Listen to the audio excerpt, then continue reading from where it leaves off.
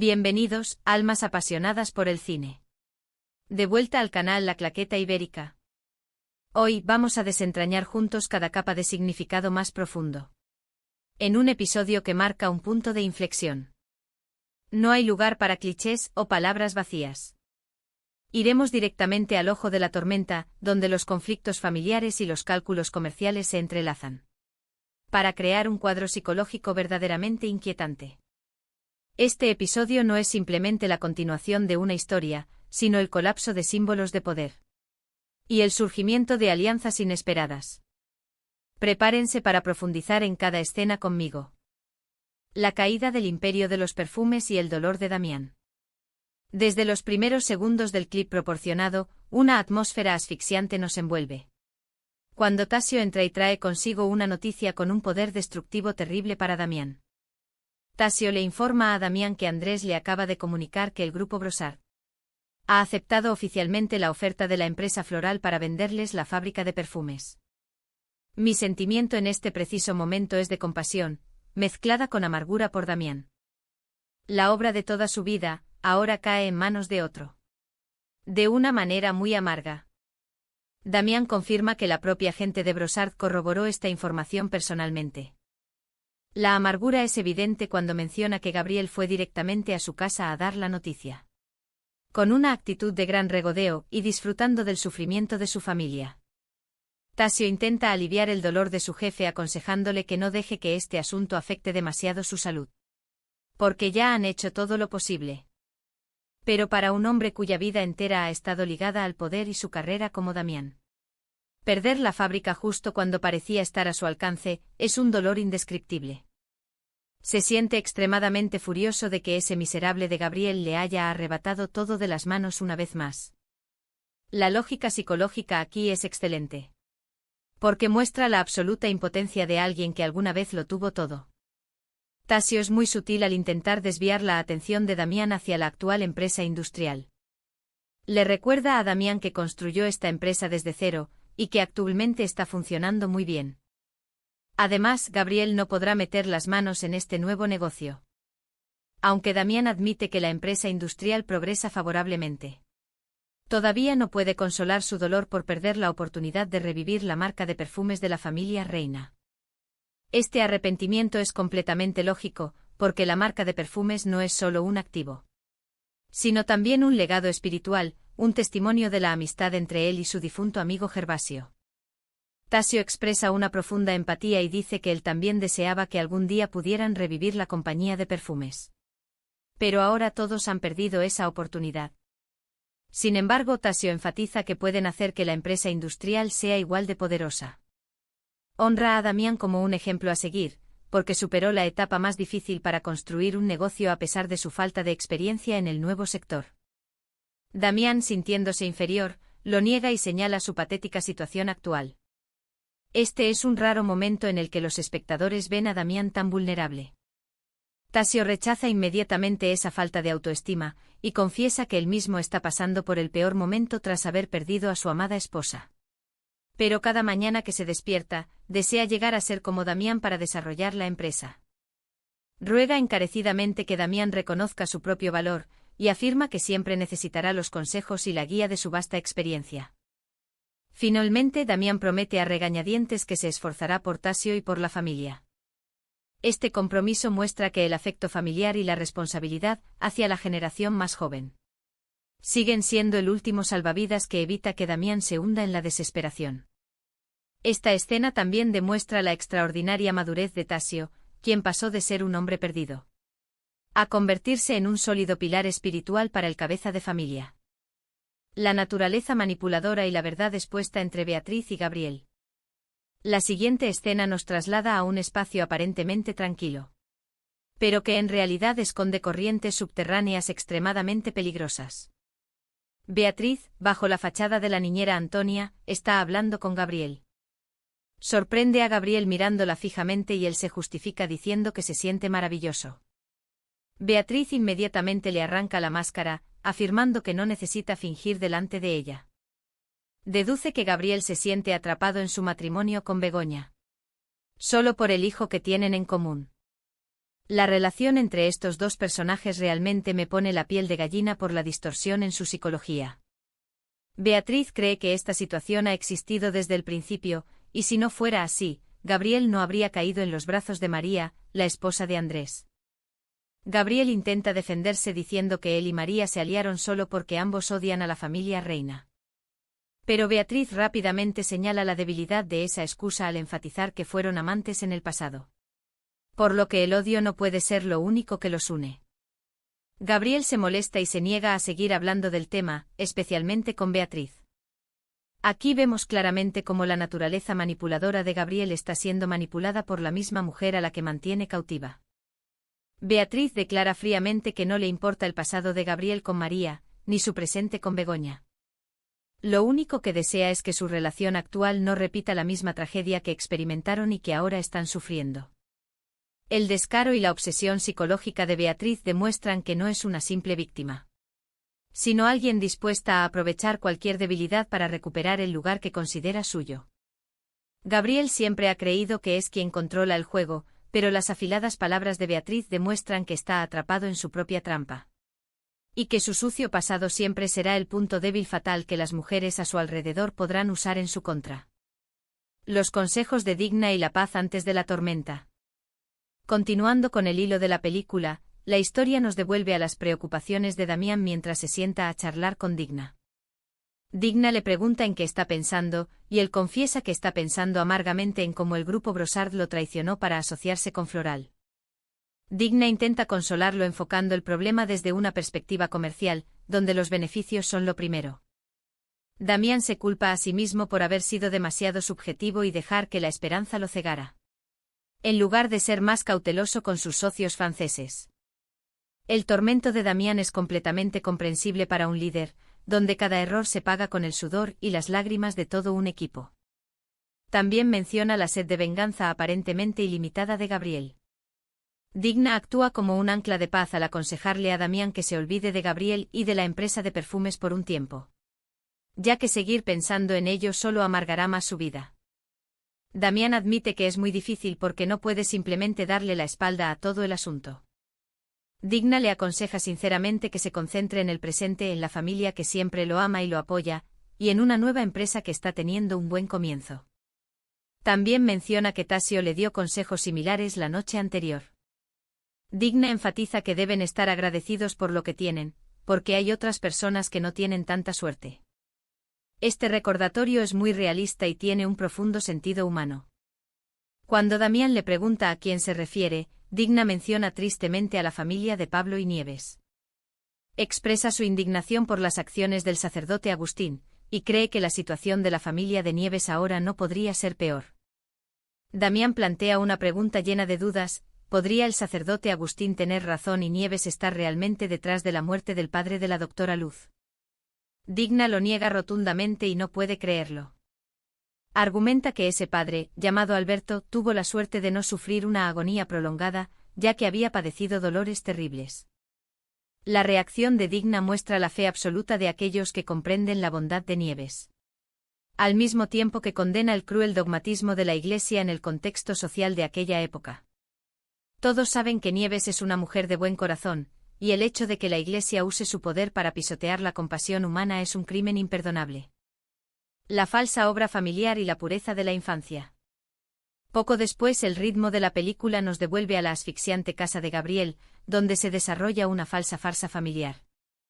Antonia entra y saluda a la pequeña Julia. Julia dice que ha venido a visitar a su hermanito antes de ir a la escuela y elogia lo guapo que es. Antonia le sigue la corriente alabando que el niño tiene los mismos hermosos ojos que su padre. Y finge alegría al decir que el bebé aprenderá español antes de aprender francés. Estas palabras de Antonia encierran una burla implícita hacia los planes de fuga de Gabriel. Julia confirma inesperadamente que su madre le ha informado que no se mudarán a París, y que le gusta mucho quedarse en Toledo. Antonia finge sorpresa y le pregunta el motivo, ya que pensaba que Julia estaría muy emocionada de vivir en Francia. Julia responde inocentemente que aunque le encantaría ver la Torre Eiffel y el verdadero cuadro de la Mona Lisa en la vida real, elige quedarse porque sus amigos, sus tíos y sus abuelos están aquí. La niña también asegura que la Torre Eiffel no desaparecerá y que podrá visitarla cuando sea mayor. Después de que Julia se va, Gabriel muestra un claro disgusto y le dice a Antonia que no preste atención a las palabras de una niña que no sabe lo que dice. Antonia replica inmediatamente que Julia es plenamente consciente de lo que dice. Gabriel culpa a la familia materna de la niña de haberle metido esas ideas en la cabeza. El enfado de Gabriel en esta escena es la prueba más clara de que los viles cálculos de los adultos a veces son derrotados por la pureza y el profundo amor a las raíces de un niño. Gabriel quiere arrancar de raíz a esta familia para poder controlarla más fácilmente, pero ha fracasado frente a los vínculos de sangre invisibles.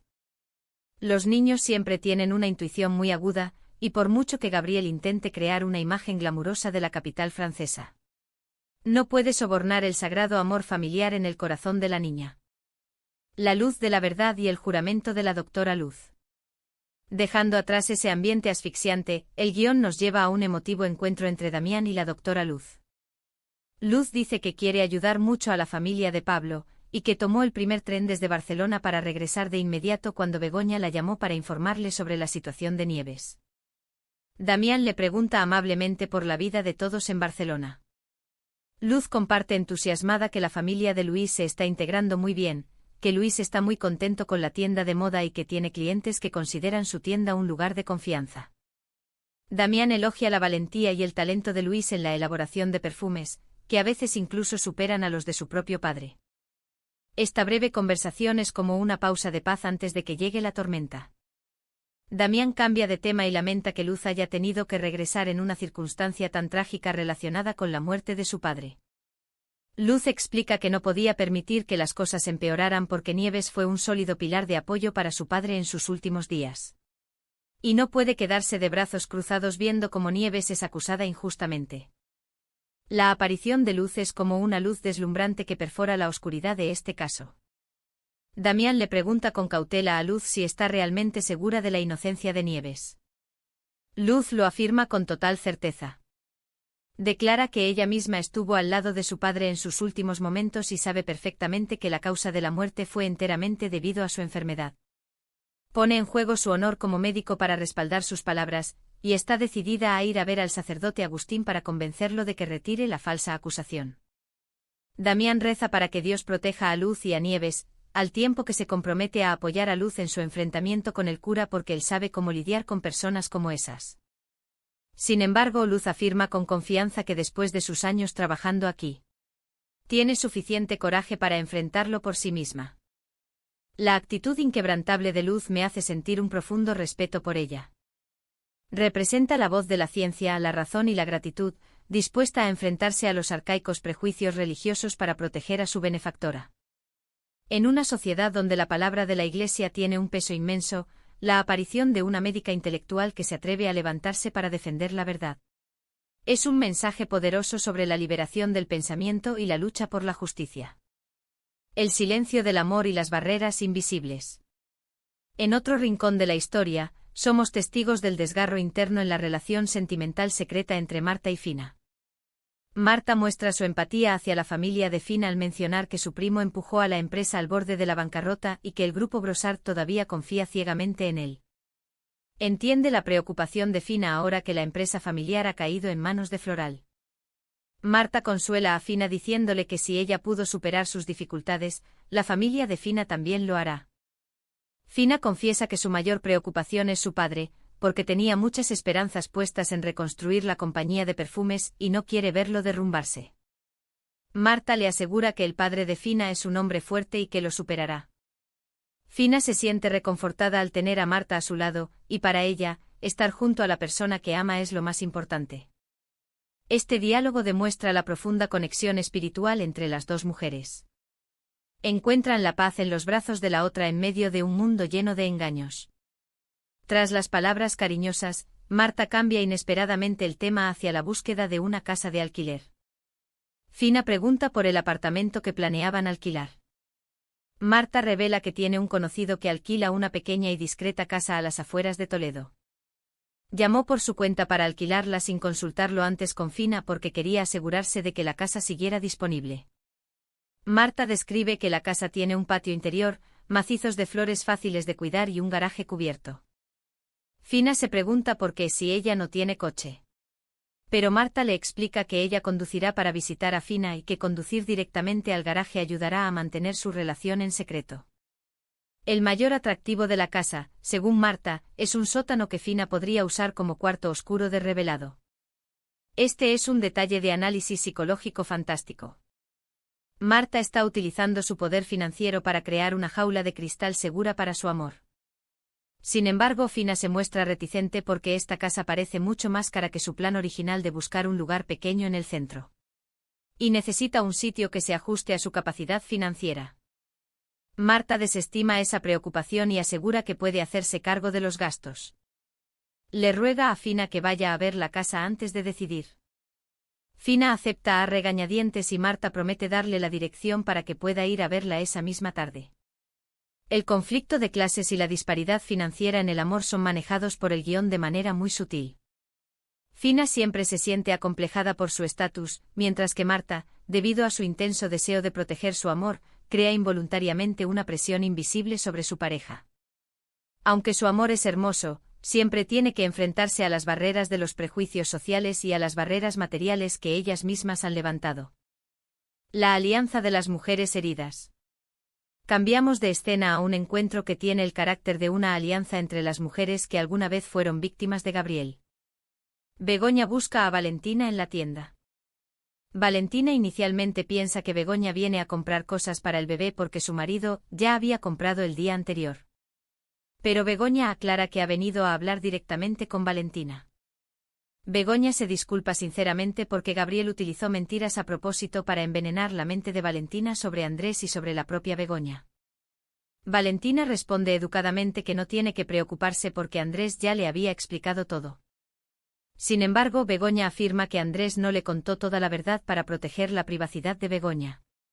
Pero siente que Valentina necesita saber todo claramente. La conversación de estas dos mujeres es interrumpida temporalmente por un breve diálogo de otro contexto, donde la voz de un hombre suena a través del teléfono expresando desesperación al rogarle a la persona al otro lado de la línea que proteja a su esposa. Pero solo recibe un rechazo. Este detalle de corte de escena es muy artístico y crea una tensión entrelazada entre las diferentes tramas. Tras esa interrupción, Begoña cuenta entre lágrimas la tragedia de su vida al caer desafortunadamente en las redes del amor y casarse con Gabriel. Solo para darse cuenta de que él nunca la había amado. La prueba más clara es que Gabriel tuvo una aventura con María mientras Begoña estaba embarazada del pequeño Juanito. Valentina se sorprende al confirmar que María es la exesposa de Andrés.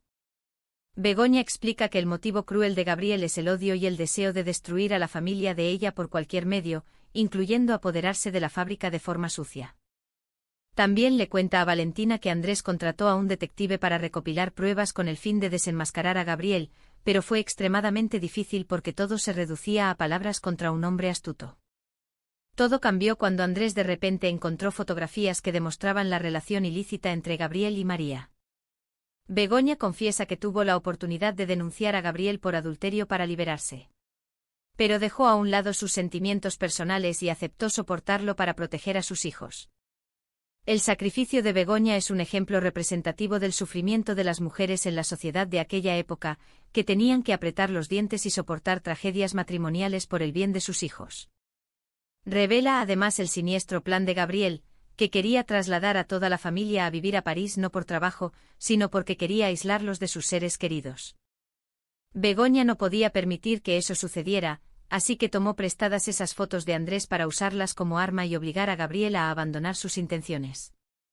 Le enfatiza a Valentina que el hecho de que Andrés le entregara esas fotos no fue porque él todavía sintiera algo por Begoña, sino porque quería salvarles la vida a ella y a su hijo. Valentina se siente confundida ante confesiones tan honestas de una desconocida, pero valora la sinceridad de Begoña.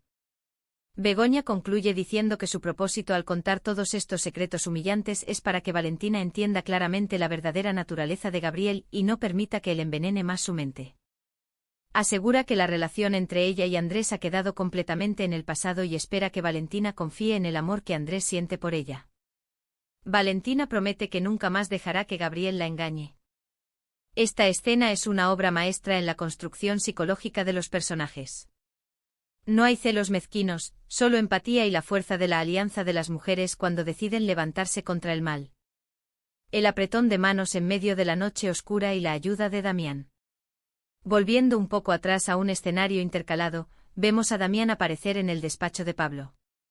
Pablo se muestra sumamente frío, declara que ya no tienen nada de qué hablar y se excusa diciendo que está muy ocupado. Damián mantiene una actitud serena, comprende el resentimiento de Pablo y afirma que no ha venido para reanudar su amistad. Cuando Pablo le pregunta el motivo, Damián señala que entiende que Pablo necesita desesperadamente al mejor abogado defensor para Nieves en este momento tan difícil. Pablo replica con dureza que es un asunto personal y que lo está resolviendo él mismo. Damián señala la dura realidad de que el caso de Nieves es muy complejo y que seguramente Pablo está teniendo dificultades para encontrar un despacho de abogados dispuesto a aceptar el caso. Estas palabras tocan exactamente el dolor más profundo de Pablo mientras la sociedad le da la espalda. Damián no deja que Pablo reaccione más y directamente le entrega un papel con el número de teléfono de un buen abogado penalista que ha ganado muchos casos similares en el pasado. Revela que este abogado le debe algunos favores y que, si Pablo llama presentándose de parte de Damián, sin duda el abogado aceptará defender a Nieves. Damián termina la conversación con una frase muy filosófica: cuando una persona cae en una situación difícil, lo peor es la sensación de soledad, y todo el mundo necesita apoyo. También le dice a Pablo que si necesita cualquier tipo de ayuda de él o de Digna, que acuda a ellos. Esta acción de Damián realmente brilla. A pesar de estar inmerso en su propia desesperación por haber perdido la empresa, no abandona a su viejo amigo. Esta es una expiación, es el despertar de un hombre que una vez perdió sus valores morales fundamentales por la fama y el beneficio. En un mundo lleno de engaños, la acción de tender una mano en momentos de peligro por parte de Damián pinta una hermosa imagen de humanidad y arrepentimiento sincero. La FE y la diferencia de clases. A continuación hay una breve escena de comunicación, pero que refleja claramente la diferencia en la forma de pensar entre las clases sociales. Damián se reencuentra con el trabajador Gonzalo y le expresa cuánto echa de menos el bullicioso ambiente de la fábrica. Gonzalo le aconseja honestamente a Damián que regrese, pero él responde amargamente que eso no es nada fácil. Luego Damián se encuentra con Claudia y ella también le pregunta por su salud. Damián confiesa que no es la mejor época de su vida. Damián y Claudia comparten la preocupación por los continuos incidentes que ocurren en esa tierra, desde los robos hasta lo sucedido en Marruecos, y ahora la tragedia de la señora Nieves. Damián alberga la esperanza de que la suerte cambie. Claudia, por su parte, cita las palabras de su tía Manuela, de que las personas no pueden ir en busca de la buena suerte, sino que es la suerte la que los encontrará por sí misma. Y que actualmente solo les persigue la mala suerte. Damián comenta que Claudia parece pesimista, pero ella lo niega inmediatamente y explica que solo repetía las palabras de su tía porque le parecían graciosas, mientras que ella misma siempre cree que cada persona tiene la capacidad de cambiar su propio destino. Damián está muy de acuerdo con esta perspectiva positiva. Antes de despedirse le pregunta si hay noticias de María del Carmen, pero Claudia le informa que no ha recibido ninguna comunicación. Aunque este diálogo es breve, retrata nítidamente el espíritu de superación constante tanto de los trabajadores comunes como de los dueños en contextos difíciles. Las personas más humildes también poseen filosofías de vida muy profundas. Y su propia resiliencia se convierte en una fuente de ánimo para quienes se encuentran en posiciones más altas. El reencuentro en la prisión y la conciencia humana. Una de las escenas que arranca más lágrimas en este episodio es el reencuentro entre la doctora Luz y Nieves en la fría celda de la prisión. Luz le da la noticia de que le han permitido entrar para revisar el estado de salud de Nieves. Nieves se siente agradecida, pero le aconseja a Luz que no debería haber venido. Luz explica que regresó inmediatamente tras recibir la llamada de Begoña. Nieves denuncia con indignación la crueldad del sacerdote Agustín. El hombre que utilizó cualquier medio para enviarla a prisión y destruir a su familia sin tener la más mínima compasión propia de un siervo de Dios. Luz le reprocha levemente a Nieves que no le explicara la gravedad de la situación cuando hablaron anteriormente. Nieves, entre lágrimas, dice que no esperaba que las cosas llegaran tan lejos. Luz afirma con determinación que superarán esto juntas. Ella procede a examinarla y revela que el sacerdote Agustín tiene en sus manos el testimonio del capellán del hospital, junto con la acusación de una pobre enfermera. Nieves rechaza esto con pánico y afirma que esa enfermera no pudo haber visto nada, porque no hay ninguna prueba aparte de deducciones infundadas. No puede creer que esta tragedia haya caído sobre su cabeza. Luz expresa su profundo agradecimiento por lo que Nieves hizo por su padre. Y se disculpa por dejar que la familia de Nieves sufra injustamente. Nieves, con un tono muy indulgente, niega haber sido forzada por Luz y asegura que las acciones que tomó surgieron completamente de su propia voluntad y convicción. Sin embargo, Luz, como una persona con conciencia, asume la responsabilidad porque fue ella quien le rogó ayuda a Nieves, a sabiendas de las dudas de Nieves. Ella promete que no regresará a Barcelona hasta rescatar a Nieves de esa prisión. Nieves se pregunta con desesperación cómo lo hará Luz, cuando la policía la interroga constantemente y no acepta ninguna de sus respuestas. Con el único objetivo de obligarla a confesar a cualquier precio. Tampoco entiende por qué están tan decididos a declararla culpable sin pruebas sólidas. Luz señala amargamente una dura realidad de la sociedad de la época: la palabra de un sacerdote tiene más peso que el clamor de inocencia de un ciudadano sin culpa. A pesar de que Nieves le aconseja que el sacerdote Agustín es un hombre obstinado que se otorga a sí mismo el derecho de ejecutar justicia, y no se detendrá hasta hacer pagar a Nieves, Luz sigue decidida a ir a enfrentarlo para aclarar las cosas. Si él solo quiere encontrar a un culpable, Luz acepta asumir la responsabilidad para salvar a una inocente. La escena concluye con la súplica desesperada de Luz pidiéndole a Nieves que confíe en ella, porque ella comprende muy bien la naturaleza de ese cura. La guerra psicológica aquí llega a su punto máximo cuando la bondad es llevada a juicio. Y los involucrados deben luchar para proteger el último rayo de luz moral en la oscuridad de la prisión. El consuelo de la familia y las noticias aún no reveladas. Volviendo a la familia Damián, la escena se abre con la imagen de Digna arreglando un ramo de flores frescas recogidas del jardín para calmar la tensa atmósfera. Andrés se acerca y Digna le pregunta de inmediato sobre el estado de Damián. Andrés dice que su padre ha estado dando vueltas toda la noche por el shock llamado floral. Andrés y Digna comparten la esperanza de que todos ayudarán a Damián a enfocarse en la empresa industrial y que poco a poco se olvidará del dolor de la pérdida. Comprenden su amargura al ver cómo el esfuerzo de toda su vida fue destruido por la mano de Gabriel. En ese preciso momento entra Damián y pregunta por el ramo de flores. Él les actualiza la situación de su encuentro con Pablo y dice que aunque la reacción de Pablo fue tal y como lo esperaba, logró entregarle la tarjeta de presentación del abogado. Digna cree que en el fondo de su corazón Pablo valora mucho esa acción tan caballerosa. Al ser preguntado por la situación de Nieves, Damián suspira y admite que todo va muy mal, y que ya no pueden engañarse a sí mismos. Espera que la familia de Pablo encuentre a un abogado defensor, ya que es realmente difícil para un abogado apostar su reputación en un caso tan delicado.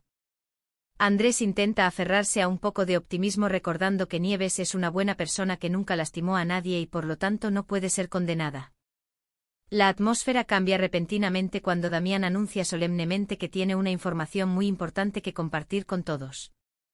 El silencio y la expectación de los miembros de la familia auguran una decisión que podría cambiar el destino de toda la familia reina. El dolor familiar y la calidez de la humanidad. Paralelo a las grandes maquinaciones, se encuentran los rincones llenos de confidencias de personas humildes. El viaje de compras de la tía Manuela y el chofer Eduardo abre una trama secundaria profundamente conmovedora. Manuela nota que Damián está de muy mal humor. Eduardo está ocupado revolviendo la cocina para buscar medio bloque de queso y una ristra de salchichas que han desaparecido. Manuela bromea diciendo que tal vez la pequeña Julia se los comió en sus tardes de juego, pero Eduardo lo niega porque no son galletas ni chocolate. Eduardo admite que últimamente su mente es un desastre y pide más café para mantenerse despierto tras una noche de insomnio. Manuela nota algo inusual y lo presiona para que hable.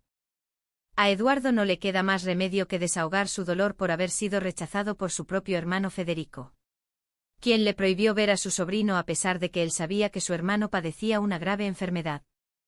Eduardo supone con mucho dolor que Federico inventó excusas porque se sentía avergonzado de tener un hermano mayor perteneciente a una clase social más baja. Cree que Federico había tejido una imagen falsa sobre él y ahora no quiere que su hijo se enfrente a esa dura realidad. Manuela, con su franqueza y sinceridad, le aconseja a Eduardo que no piense demasiado y que confíe en la integridad de su hermano. De repente, una llamada telefónica de Federico rompe todas las sospechas. La conversación telefónica es breve, pero Eduardo se emociona enormemente y le promete que pedirá un día libre a Damián mañana para ir a visitar a su hermano. Este pequeño detalle transmite un mensaje muy cálido sobre los lazos familiares. A veces, los malentendidos son solo barreras creadas por los complejos de inferioridad, y el amor sincero borrará cualquier brecha de clase social. Las personas trabajadoras siempre encuentran fuerzas en la comprensión y en compartir hasta las cosas más pequeñas de la vida. La determinación de reconstruir y la valentía en los negocios. Volviendo a la trama principal, Damián ha presentado su importante decisión ante la familia. Damián declara firmemente que no puede resignarse a perder la fábrica y está decidido a reconstruirla justo en el lugar donde él y Gervasio la habían levantado. Digna le recuerda con asombro su conversación de la mañana y el acuerdo con Andrés de la noche anterior, en el que se suponía que solo se enfocaría en la empresa industrial. Damián descarta la espera pasiva y analiza que en realidad, el grupo Brossard no ha firmado ningún documento oficial con Floral, sino que solo han llegado a un acuerdo verbal. Con la mentalidad de un viejo lobo de los negocios, Damián decide que no se rendirá solo porque haya aparecido un competidor. Planea hacer una oferta más atractiva para vencer a la propuesta de Floral. Cuando Andrés y Digna expresan dudas sobre la viabilidad del plan y sobre sus limitados recursos financieros al haber invertido demasiado en la empresa industrial, Damián les pide que no sean pesimistas. Su primer paso debe ser investigar cuál fue el precio que ofreció Floral. Digna sugiere usar la amistad entre Chloe y Felicity Fuentes para obtener la información. Digna promete de inmediato que hablará con Chloe para pedirle ayuda. La transformación de Damián, de un anciano desesperado a un guerrero listo para luchar, demuestra el instinto de supervivencia y el orgullo de alguien que una vez creó todo un imperio.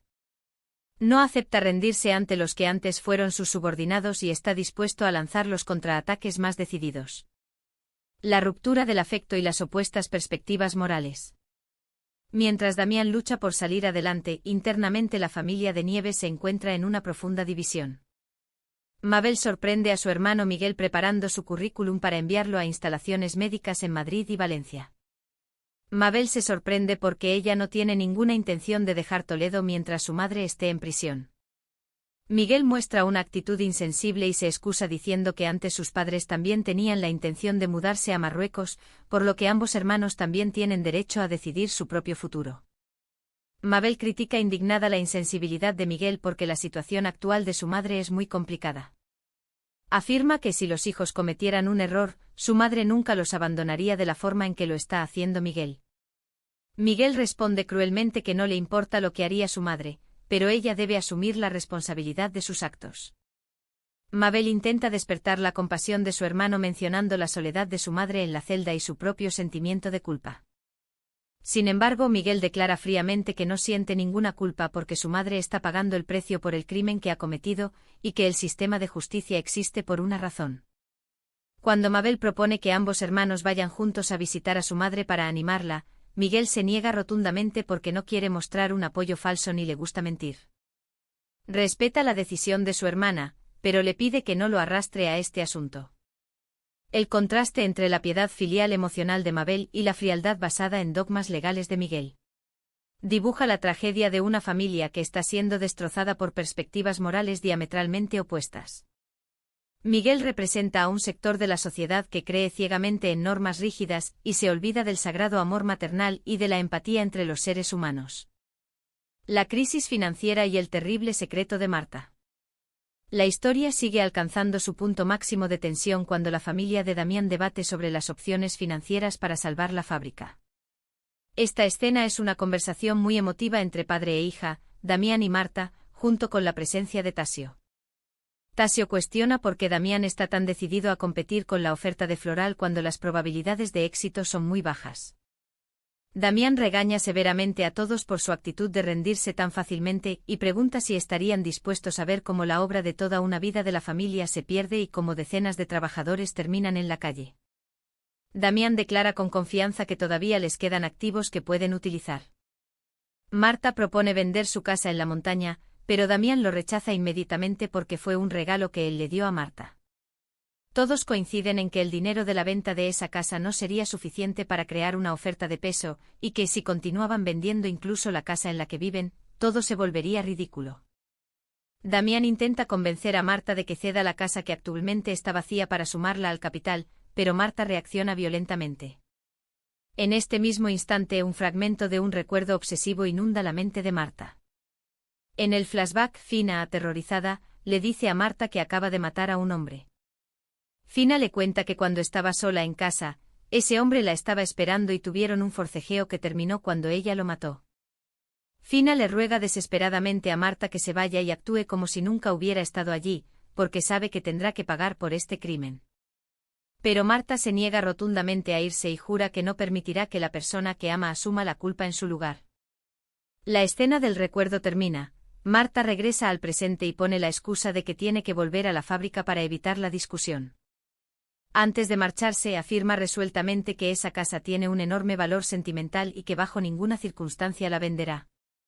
Damián critica furiosamente a Marta por comportarse como una niña egoísta e impulsiva mientras la familia se enfrenta al riesgo de perder todos sus negocios. La decepción de Damián con Marta es enorme. El guión ha incorporado hábilmente un secreto espantoso sobre un asesinato oculto detrás de la terquedad de Marta, creando un nudo psicológico extremadamente complejo. Seguramente esa casa es el lugar donde se esconden las pruebas mortales relacionadas con Fina. Y Marta prefiere soportar la furia de su padre antes que dejar que ese oscuro secreto salga a la luz y arroje a Fina a la cárcel. La batalla entre la razón científica y el fanatismo. La batalla legal y moral estalla directamente cuando la doctora Luz busca al sacerdote Agustín. Luz va directo al grano para defender la inocencia de Nieves. El sacerdote Agustín, con un tono farisaico, lo niega y considera que Luz está demasiado cegada. Luz argumenta utilizando su estatus médico para afirmar que su padre padecía una enfermedad terminal y murió por insuficiencia respiratoria, tal como lo certifica el acta de defunción. También se ampara en su condición de testigo presente en ese momento para asegurar que Nieves no realizó ningún acto sospechoso. Pero el sacerdote Agustín contraataca con la declaración de una enfermera que confirma que el paciente falleció justo después del cambio de turno. Él usa razonamientos afilados para señalar que el lapso durante el cambio de turno era la oportunidad para que Nieves cometiera su crimen, y que tal vez en ese momento Luz había salido temporalmente de la habitación. No se detiene ahí, el sacerdote Agustín también evoca el pasado de Nieves, insinuando que ella ya había estado involucrada en un caso similar y que la verdad pronto saldría a la luz. Luz siente asco ante la lógica impuesta por el sacerdote y lo desafía preguntándole por qué no sospecha también de ella. El sacerdote Agustín se burla diciendo que incluso las personas que se dedican a la ciencia pueden dejarse llevar por sus emociones, nublando su razón cuando se trata de sus seres queridos. Este segmento de diálogo expone un conflicto implacable entre, por un lado, la verdad basada en la evidencia científica y la humanidad, y por el otro, el juicio cruel disfrazado bajo el nombre de la religión. El sacerdote Agustín siempre utiliza la excusa de ser un hombre de Dios para llevar a cabo actos dictatoriales con el fin de derribar a las mujeres que se atreven a vivir fuera de los esquemas conservadores de la antigua sociedad. Su crueldad radica en que usa su poder espiritual para condenar a otros basándose en prejuicios en lugar de pruebas sólidas. El apogeo de la locura y las amenazas. En otra habitación, la locura y los delirios de Gabriel y Beatriz alcanzan su punto máximo. Gabriel interpreta el papel de un padre cariñoso con el pequeño Juanito, pero Beatriz le recuerda cruelmente que Juanito no es su hijo biológico. Beatriz muestra empatía y agradece a Gabriel por protegerlas a ella y a su madre. Gabriel parece intentar evadir las duras realidades fingiendo felicidad. Beatriz expresa su lástima al ver que Gabriel no es feliz junto a Begoña, ya que Begoña no le aporta nada más que tormentos. Gabriel le responde que Beatriz no tiene derecho a interferir en su vida y le recuerda cómo se inmiscuyó en ella. Beatriz usa descaradamente su certificado de matrimonio como arma para confirmar su estatus como su esposa legal, y le insinúa que ella ya ha renunciado a chantajearlo. Comienza a sembrar veneno en la mente de Gabriel difamando a Begoña, diciendo que Begoña lo está chantajeando para quedarse en Toledo, y que ella ni lo respeta ni lo ama. Beatriz seduce a Gabriel con la visión de que ella reemplazará a Begoña para darle felicidad. La propuesta más aterradora surge cuando Beatriz sugiere que deberían huir muy lejos, abandonar España, para comenzar una nueva vida como una familia legal junto al niño. Gabriel siente escalofríos ante la locura de Beatriz y le advierte que tenga cuidado con lo que dice, porque parece haber perdido la cabeza. Beatriz no se queda atrás y le amenaza en respuesta, diciéndole que Gabriel solo puede vivir en su ilusión actual porque ella aún no ha revelado todo. Y que su silencio se debe enteramente a que todavía siente algo por él. El enfrentamiento entre estos dos seres tóxicos muestra que su relación en realidad es solo una prisión donde se mantienen cautivos mutuamente mediante amenazas y mentiras. Aquí no existe ningún tipo de amor, solo manipulación, avaricia y oscuras artimañas destinadas a apoderarse del control del destino del otro. Las últimas piezas del rompecabezas y la tormenta que se avecina. Finalmente, los rápidos destellos de imágenes al final del episodio prometen una violenta tormenta a punto de llegar. Pablo conseguirá a una abogada defensora gracias a la intervención de Damián. Hay rumores sobre la exhumación de un cadáver para realizar una autopsia. Eduardo escucha por casualidad la historia de un caso similar que involucra al Dr. Giral, donde un paciente con una enfermedad infecciosa fue incinerado para evitar una autopsia. Todas estas pistas se entrelazan creando una atmósfera asfixiante y llena de misterio. Seguramente los secretos que han estado enterrados pronto serán desenterrados, y ninguno de estos personajes podrá escapar al barrido de esta tormenta. Predicción de los próximos acontecimientos. Como alguien que ha seguido de cerca cada paso de los personajes, siento que el guión se está comprimiendo como un resorte para prepararse para una explosión destructiva en el próximo episodio. En cuanto a la batalla comercial, estoy seguro de que Chloe logrará descubrir el precio que la empresa floral ha ofrecido. Sin embargo, la recaudación de fondos pondrá a la familia Damián en su crisis interna más grave. El secreto sobre el asesinato que Marta está ocultando en relación a la casa de la montaña será la chispa que reduzca a cenizas la falsa paz de su familia. Existe la posibilidad de que Marta se vea obligada a confesarle la verdad a su padre para proteger la casa, y esto cambiará por completo el panorama de la lucha de Damián. Cuando la familia Reina descubra que están encubriendo a una criminal, todas las maquinaciones comerciales tendrán que dar paso a una lucha por la supervivencia para proteger la reputación de la familia. Respecto al caso de Nieves, la mención de la autopsia y la historia de la cremación del Dr. Giral son detalles metafóricos extremadamente valiosos. Predigo que el sacerdote Agustín utilizará la influencia de la Iglesia para obligar al tribunal a llevar a cabo la exhumación del cuerpo del padre de la doctora Luz. Si eso ocurre, Luz se enfrentará a la frontera entre la vida y la muerte para su carrera y su moral. ¿Adoptará una medida extrema para evitar la autopsia con el fin de proteger a Nieves? Incluso dudo que la propia Luz haya ayudado a llevar a cabo ese proceso, consciente o inconscientemente, pero ahora intenta proteger la imagen de su padre, así como a su benefactora Nieves, de las miradas indiscretas de personas crueles. Sobre el triángulo tóxico entre Gabriel, Begoña y Beatriz, la bomba de tiempo llamada Beatriz está a punto de explotar. Con la alianza secreta entre Begoña y Valentina, las fotos de la aventura amorosa de Gabriel pronto se harán públicas. Cuando Gabriel se vea acorralado y pierda todo su poder, es muy probable que pierda el control y recurra a tácticas crueles contra Begoña o el pequeño Juanito para obligarlos a marcharse a Francia. Pero Beatriz, con sus celos desquiciados, será la variable que arruinará todos los planes de Gabriel.